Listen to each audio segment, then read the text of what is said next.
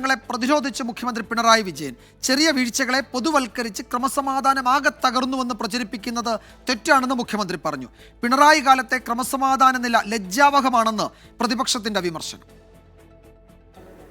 നെന്മാറ ഇരട്ടക്കൊല, പത്തനംതിട്ടയിൽ വിവാഹ സംഘത്തിന് നേരെ നടന്ന അതിക്രമം തുടങ്ങിയ സംഭവങ്ങൾ ചൂണ്ടിക്കാട്ടി പ്രതിപക്ഷം കൊണ്ടുവന്ന അടിയന്തര പ്രമേയ നോട്ടീസാണ് സഭയിൽ പോലീസ് വീഴ്ച ചർച്ചയാകാൻ വഴിവെച്ചത്.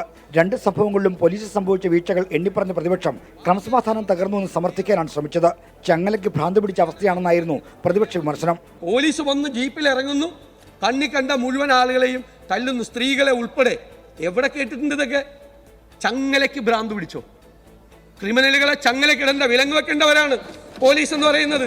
ആ ചങ്ങലക്കാണ് ഭ്രാന്ത് പിടിച്ചിരിക്കുന്നത്.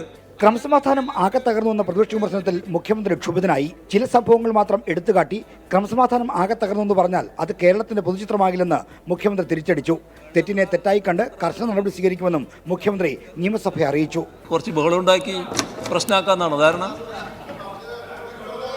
ഈ രീതിയിൽ കാര്യങ്ങൾ പറയാൻ കഴിയുന്നില്ലെങ്കിൽ അത് അദ്ദേഹത്തിൻ്റെ കുറവല്ല, കേരളത്തിൻ്റെ അവസ്ഥയുടെ സ്ഥിതിയാണ്.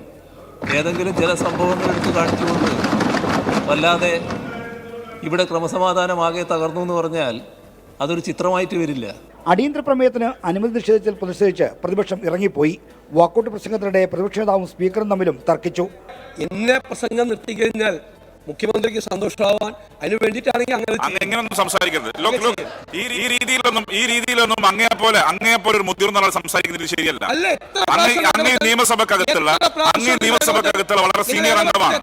ചെയറിനോട് ഇങ്ങനെ സംസാരിക്കുന്നത് ശരിയല്ല. പോലീസ് വീഴ്ചകൾ സംബന്ധിച്ച് പ്രതിപക്ഷം ചൂണ്ടിക്കാണിച്ചത് ശരാശരി മലയാളികളുടെ മനസ്സിലുള്ള കാര്യങ്ങളാണെന്ന് പ്രതിപക്ഷ ഉപനേതാവ് പി കെ കുഞ്ഞാലിക്കുട്ടിയും പറഞ്ഞു.